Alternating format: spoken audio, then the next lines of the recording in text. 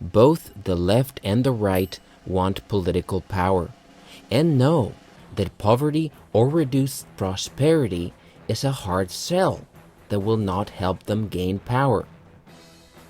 That's why neither the left nor the right want to acknowledge that the main message of this film is that we need to reduce consumption. Let me repeat that again.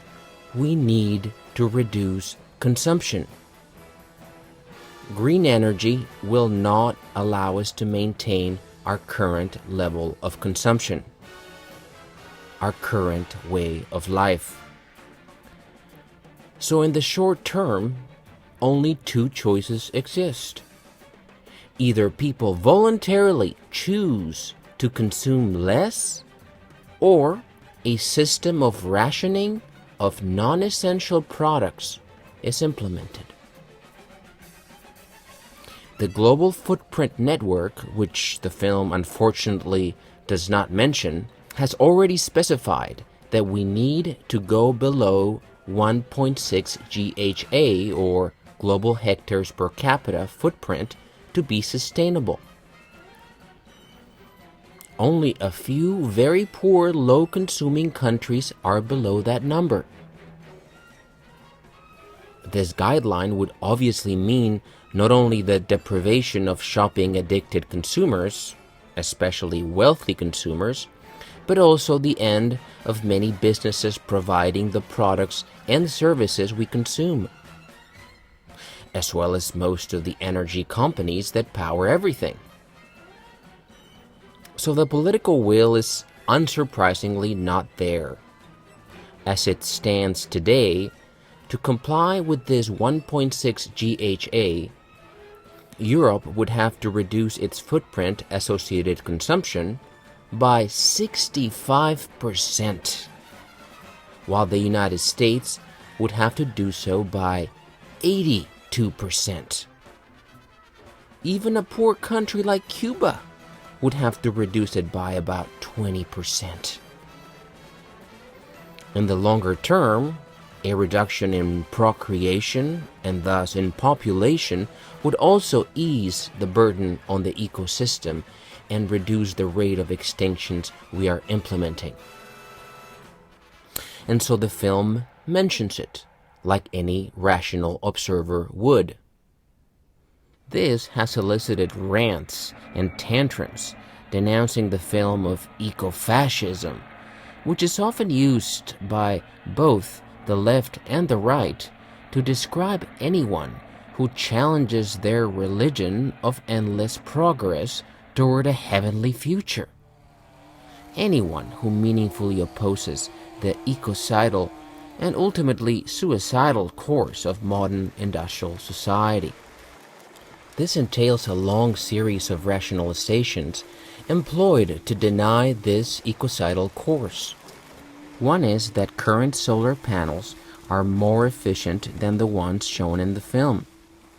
Current panels have between 15 and 18% average efficiency. Now, this is incorrect because the film does feature such panels, like the ones that were shown to be extremely insufficient in the concert, or only providing a tiny percentage of the green energy for more green countries like Germany. The film has been many years in the making, and the project shown to have an 8% efficiency solar panel system is obviously of older panels, though not unrepresentative of many existing panels in the United States. The point about so-called green energy having severe environmental costs and being incapable of providing even a small fraction of the current requirements is completely irrefutable. And so is the idea that seriously tackling climate change and environmental destruction requires reducing consumption and procreation, not just so-called green tech fixes. Now in Europe, the habitat fragmentation and overall loss of habitat associated with wind energy facilities is considered a greater impact than are collision-related fatalities on bird populations. The film doesn't actually mention bird fatalities, but according to Wikipedia, for instance, in 2012 in the United States, wind turbines resulted in the deaths of 888,000 bats and 573,000 birds, including 83,000 birds of prey. This number, though currently lower than the number killed by fossil fuel power plants, would be expected to increase with more wind turbines installed. The loss of birds, I may add, also contributes to the loss of habitat, which in turn contributes to a reduction in carbon sequestration, as well as a likely degradation of nutrient cycling and pollination. This is also not featured in calculations, of course. And by the way, as BBC News recently reported, SF6, a gas often used in wind turbines, is 23,500 times more warming than carbon dioxide, and not taken into account in normal calculations of footprint either. All in all, even if the environmental impact of solar and wind is not as bad as fossil fuels, it is still very substantial, and so it is no substitute for the need to reduce consumption and procreation. Very importantly, the film focuses on the scam of biomass, calling the burning of trees green energy, and highlighting how this is the vast majority of what is currently called green energy. It took modern humans tens of thousands of years to reach a population of 700 million. And then we tapped into millions of years of stored energy known as fossil fuels. Our human population exploded. It increased by 10 times in a mere 200 years. Our consumption has also exploded, on average 10 times per person, and many times more in the Western world.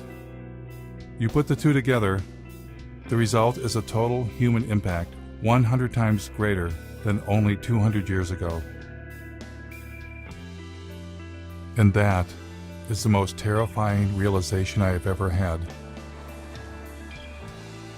We humans are poised for a fall from an unimaginable height. Not because of one thing, not climate change alone, but all the human-caused changes the planet is suffering from. So why are bankers, industrialists, and environmental leaders only focused on the narrow solution of green technology? Is it the profit motive? And why, for most of my life, have I fallen for the illusion green energy would save us?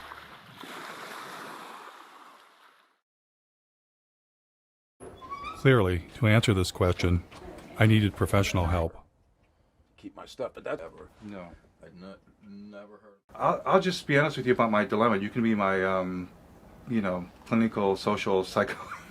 It's like the right has religion, and they have a belief in infinite fossil fuels.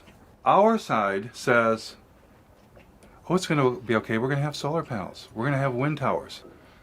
As soon as I heard you talk about our denial of death, I'm like, could that be it? Could it be that we can't face our own mortality? Could we have a religion that we're unaware of? Absolutely. I think you've hit the proverbial nail on the head. What just differentiates people from all other forms of life is that, we're not only here, but that we know that we're here. If you know that you're here, then you recognize even dimly that you'll not be here someday. And on top of that, we don't like that we're animals. So we don't like that we're going to die someday. And we don't like that you could walk outside and get hit by a fucking meteor.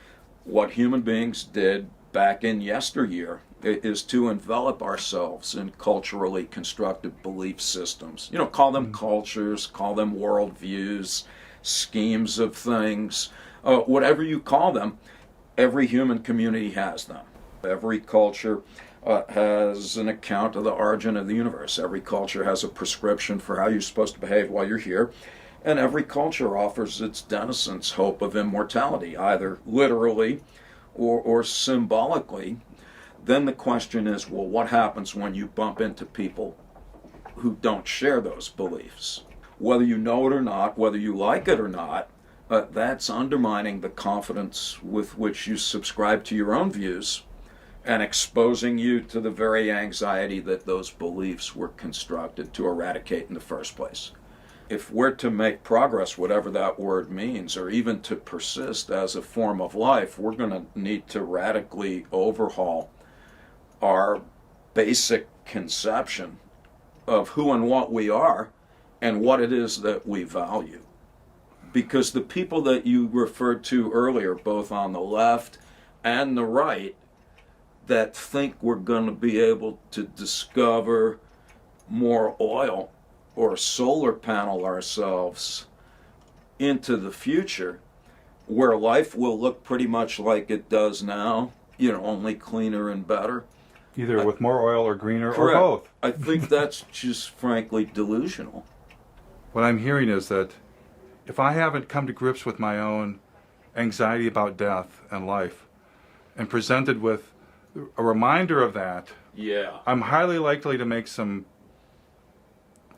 tragic decisions for the community. Yes. The only solution in principle is, as Albert Camus put it, he said, there's only one liberty: to come to terms with death. Thereafter, anything is possible. I find that downright inspiring.